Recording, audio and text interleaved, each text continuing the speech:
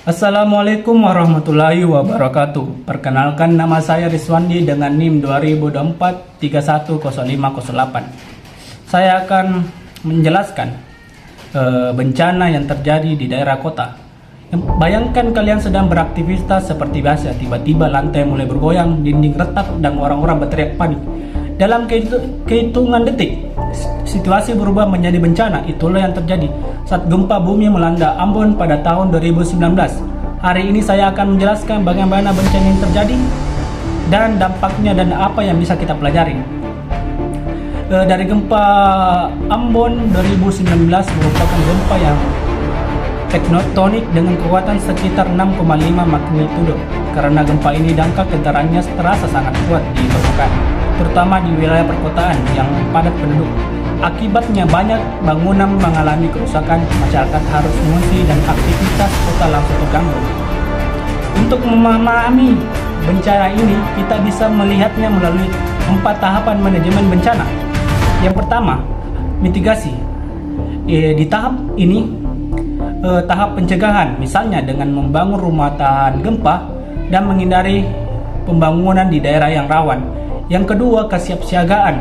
Di tahap ini, masyarakat harus tahu apa yang harus dilakukan seperti jalur evakuasi dan cara menyelamatkan diri. Yang tahap ketiga, tanggap darurat. Ketika gempa terjadi, fokus utamalah menyelamatkan diri, membantu korban dan mencari tempat aman. Yang keempat, pemulihan. Setelah itu dilakukan perbaikan rumah, bantu kepada korban dan pemulihan kehidupan masyarakat. Keempat tahap ini saling terhubung. Jika satu lemah, maka dampaknya akan semakin besar. Namun, dalam kenyataan yang paling lemah adalah mitigasi dan kesiapsiagaan. Masih banyak bangunan yang tidak tahan gempa dan masyarakat belum sepenuhnya siap menghadapi situasi darurat.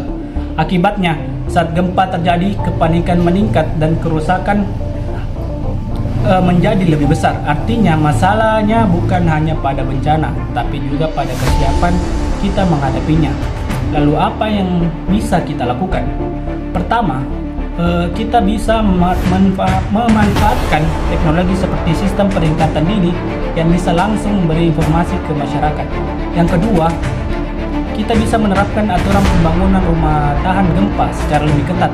Dan yang ketiga, kita bisa meningkatkan edukasi serta latihan simulasi bencana secara rutin agar masyarakat tidak panik saat gempa terjadi.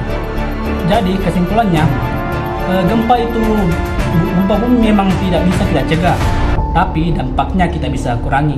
Dengan kesiapan, pengetahuan, dan kerjasama, kita bisa menyelamatkan lebih banyak nyawa.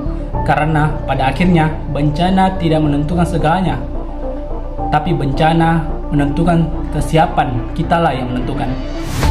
Mungkin itu saja materi yang bisa saya sampaikan tentang bencana di daerah perkotaan. Billahi fisabilillahil haq, fastabiqul khairat. Wassalamualaikum warahmatullahi wabarakatuh.